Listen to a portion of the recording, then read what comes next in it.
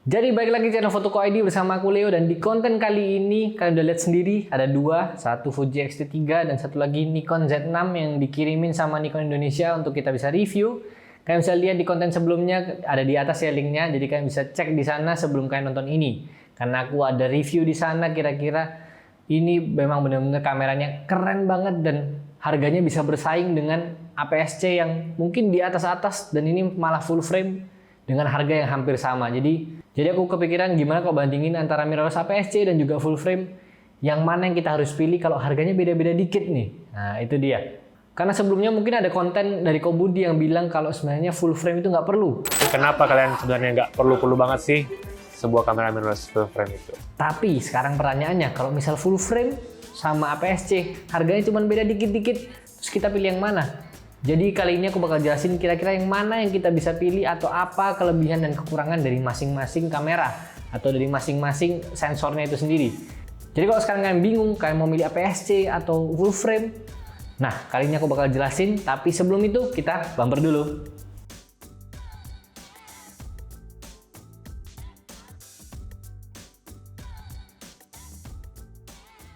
Nah, jadi seperti yang aku jelasin tadi, aku akan kasih tahu perbedaan dari masing-masing sensor ini, apa kelebihannya, apa kekurangannya dari APS-C dan juga dari full frame. Nah, kalau yang di sini aku kasih contoh dari X-T3, kalau yang baru mungkin sekarang di kisaran harga sekitar mungkin 16 atau 18 juta, nanti aku taruh kira-kira harganya di atas ini ya.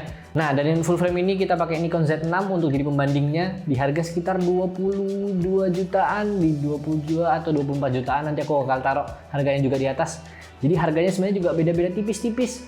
Jadi pertanyaannya, bakal pilih yang mana kalau harganya cuma nggak beda jauh kayak gini?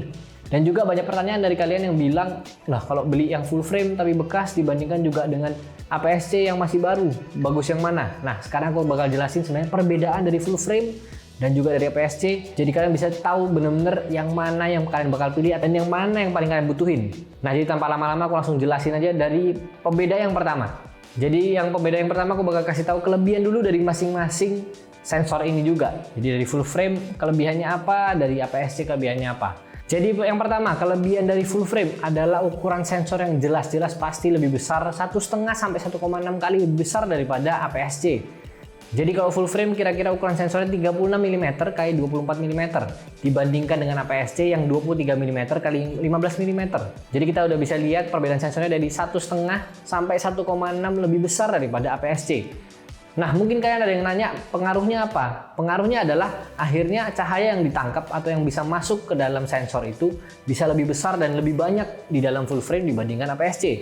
Dan juga gambar yang dihasilkan akhirnya bisa lebih tajam di full frame dibandingkan dengan APS-C. Nah, kalau kalian tanya pengaruhnya apa berarti? Pengaruhnya adalah akhirnya gambar yang ditangkap dengan lensa yang sama akhirnya bakal lebih luas di dalam full frame daripada di dalam APS-C. Jadi kalau kalian bisa lihat di foto yang aku kasih ini ya perbedaannya. Jadi kalau di full frame dia bisa sampai 1,5 kali lebih luas daripada di APS-C. Dan itu sangat berpengaruh kalau kita bisa tahu ya di bidang arsitektur, di bidang landscape apalagi yang perlu untuk cakupan yang lebih luas dengan ruang yang mungkin kalau misalnya di arsitektur ruangnya lebih sempit akhirnya bisa kelihatan lebih luas di dalam full frame ini, dan juga yang bisa ditangkap lebih luas dibandingkan dengan APS-C. Apalagi kalau di landscape fotografi, kalau kita dengan jarak yang sama akhirnya kita bisa melihat lebih luas lagi di dalam full frame ini.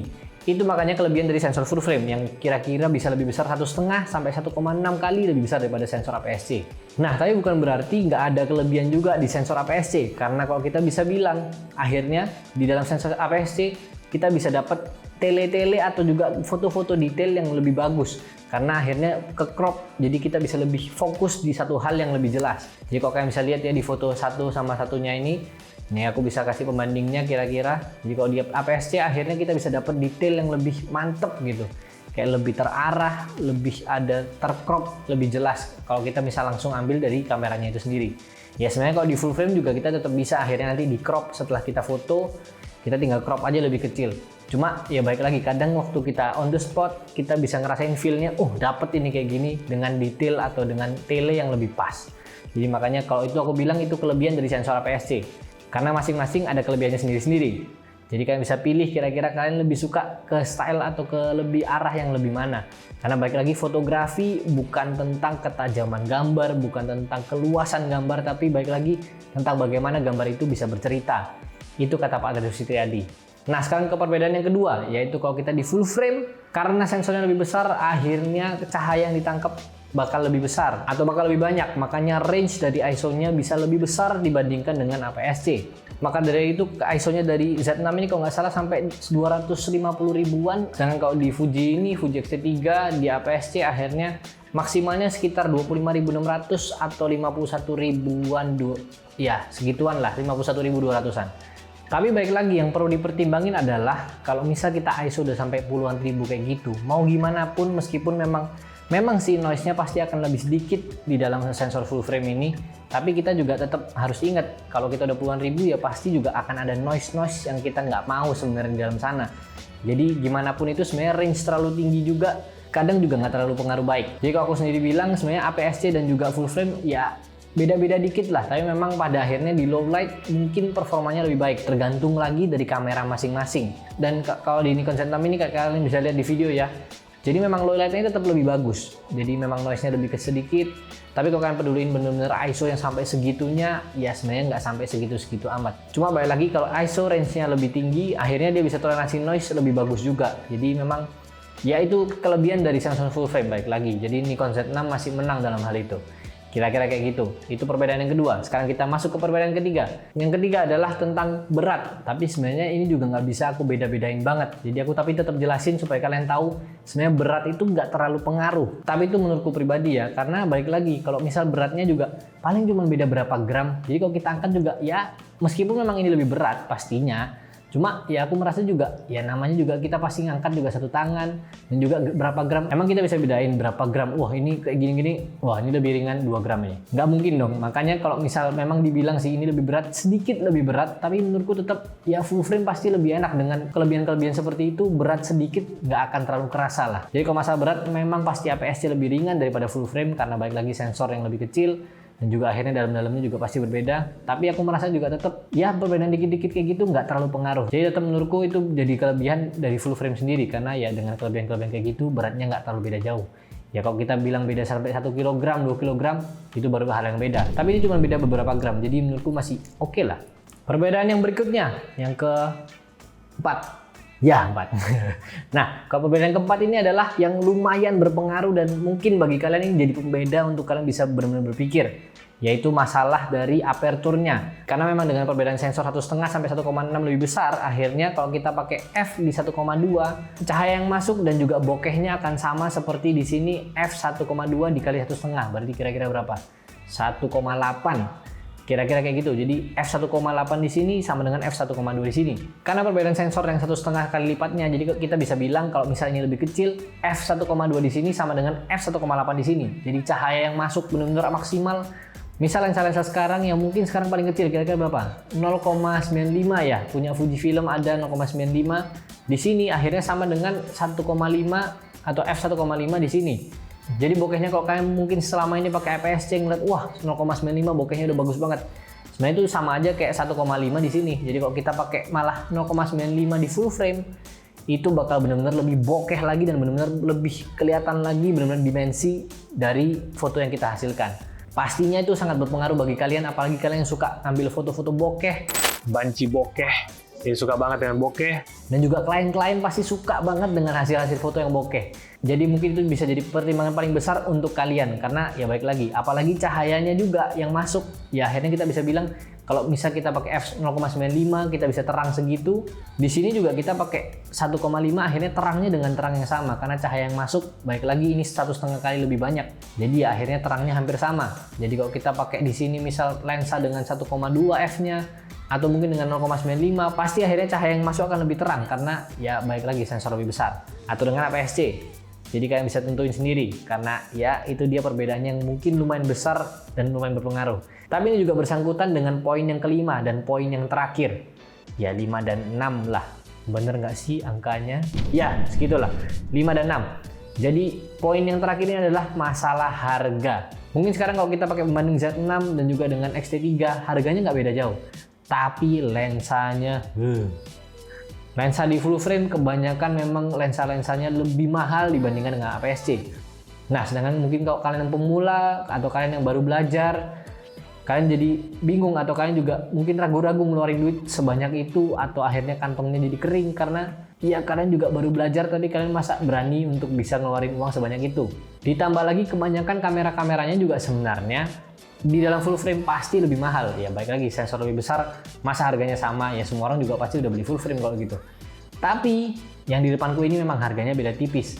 Jadi mungkin ini bikin kalian jadi lebih bingung karena mau milih yang mana nih, harganya beda tipis. Tapi memang lensanya harganya baik lagi benar-benar beda. Jadi itu poin kelima dan keenam, beda harga lensanya dan juga beda harga kamera. Tapi di depanku ini bedanya cuma dikit banget. Jadi mungkin kalian bisa jadi pertimbangan, bisa pilih yang mana. Ditambah lagi di Nikon ada juga sekarang adapter FTZ. Jadi kalian bisa pakai lensa-lensa lama kalian yang Nikon, yang lensa-lensa F bisa masukin ke sini. Jadi bisa pakai adapter yang itu FTZ. Akhirnya kalian bisa pakai di sini semua. Jadi mungkin kalau kalian pengguna Nikon yang lama, kalian mau pindah ke yang Z ini juga, Z series, itu sebenarnya juga jadi kelebihan. Ya mungkin awalnya kelemahan dari full frame, tapi malah jadi kelebihan dari Nikon Z ini karena ya balik lagi, kalian bisa pakai lensa-lensa yang lama kalian di kamera ini juga. Jadi ya itu jadi pertimbangan yang mungkin poin 4, 5, 6 jadi nggak terlalu berpengaruh di Nikon Z6 ini. Jadi itu dia poin kelima dan keenam akhirnya nggak terlalu berpengaruh di Nikon Z6 ini karena balik lagi yaitu bukan kekurangan dari dia malah jadi kelebihan. Jadi itu kira-kira kelebihan dan kekurangan dari masing-masing APS-C. Ya ini APS-C ya, APS-C dan juga full frame. Nah jadi tergantung kalian. Kalau pertanyaannya kira-kira bagus yang mana, dua-duanya bagus menurutku karena balik lagi. Kalau kalian masalah dengan harga, ya kalian mungkin bisa memilih APS-C dulu karena mungkin kalian mau belajar-belajar dulu. Tapi kalau kalian nggak terlalu bermasalah dengan harga, ya udah full frame aja langsung gas. Apalagi nih harganya bedanya dikit banget. Apalagi kalau kalian pengguna Nikon lama. Ya ini 2021.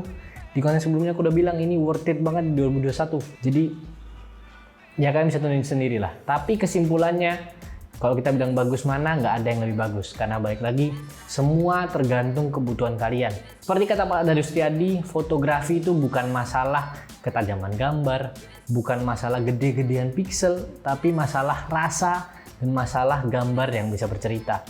Jadi, dengan apapun gear kalian, apapun yang kalian pakai, sebisa mungkin pokoknya yang penting adalah dalam fotografi, yang penting gambarnya itu bisa menceritakan apa yang kalian ingin ceritakan atau kalian ingin sampaikan di dalam sebuah gambar itu juga. Kira-kira kayak gitu. Dan tapi mungkin aku bisa bantu kalau misal kalian memang pemula-pemula, pengen baru belajar atau kalian juga terbatas dengan budget, kalian bisa banget pakai APS-C karena balik lagi ketajamannya juga ya kita sekarang semua di dunia digital. Ya akhirnya kita juga sebenarnya udah sangat mencukupi banget, megapikselnya udah gede-gede. Ini kayak gini 24 megapiksel udah oke banget, 24 atau 24,2 kira-kira segitu. Tapi udah oke banget. Dia resolusi juga bisa video, bisa sampai 4K. Ya udah cukup banget lah. Jadi kalau kalian memang mau videografi, pakai ini juga udah oke. Aku juga di kamera ini selama ini aku bikin konten ini juga pakai X-T3 juga. Jadi sebenarnya udah itu all rounder banget lah. Jadi kalau kita di dunia digital, baik lagi kita hasilin foto-foto, hasilin video juga semua secara digital. Jadi megapiksel sebenarnya nggak berpengaruh banget karena semua pasti udah sesuai standar dengan dunia digital kita atau media sosial kita yang kita pakai sampai sekarang ini. Tapi kalau misal kebutuhan kalian untuk lebih ke arah mencetak gambar atau mencetak foto, ya memang full frame pasti lebih bagus karena hasilnya lebih tajam, juga pasti lebih besar juga ya, sensornya lebih besar. Jadi dia bisa menghasilkan gambar yang juga bisa di printnya juga lebih besar dengan juga ketajaman yang juga memadai. Nah tapi pertanyaannya, kalau harganya nggak beda jauh kayak ini sama ini, cuma nambah sekitar 2 atau 3 jutaan mungkin, ya mungkin bisa mikir ke Z6 kalau kalian mungkin memang punya uang yang mungkin lebih dikit-dikit atau kalian udah nabung sampai ya harga kamera udah sampai segituan, kalian udah nabung sampai segitu, kalian pasti juga udah siapin lah kira-kira sampai 20-an juta untuk bisa akhirnya ya mungkin better beli Z6. Ya tapi tergantung kebutuhan kalian lagi. Jadi itu aja mungkin konten kali ini. Semoga ini bisa membantu atau mungkin membuat kalian semakin bingung kalian mau pilih APS-C atau full frame karena harganya mungkin hampir-hampir mirip-mirip. Ya itu semua tergantung kalian bisa tentukan sendiri, atau kalian mau tanya-tanya kalian bisa komen di bawah Aku bakal berusaha jawabin semuanya, dan juga kalau kalian merasa konten ini membantu kalian atau kalian merasa teracuni dengan konten ini, kalian bisa klik like di bawah, kalian bisa subscribe juga dan nyalain lonceng notifikasi supaya nggak ketinggalan konten-konten berikutnya, karena kita akan bahas seputar fotografi, videografi, dan content creation. Mau itu pakai kamera kayak sekarang ini atau pakai HP juga, kita juga bakal ada konten-konten tentang itu juga. Yang seputar penggunaan HP juga dalam content creation, fotografi, ataupun videografi. Jadi kalian bisa cek aja konten-konten kita yang lain-lain juga. Dan kalian juga bisa follow kita di Instagram dan di TikTok di @foto.co.id atau foto.co.id. Di situ juga kita akan berbagi seputar fotografi, videografi, dan content creation.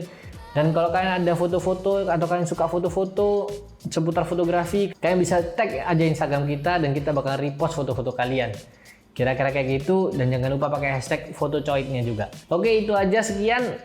Semoga kalian bisa memilih antara full frame atau APS-C dengan harga yang mungkin mirip-mirip. Aku Leo, sampai jumpa di konten berikutnya.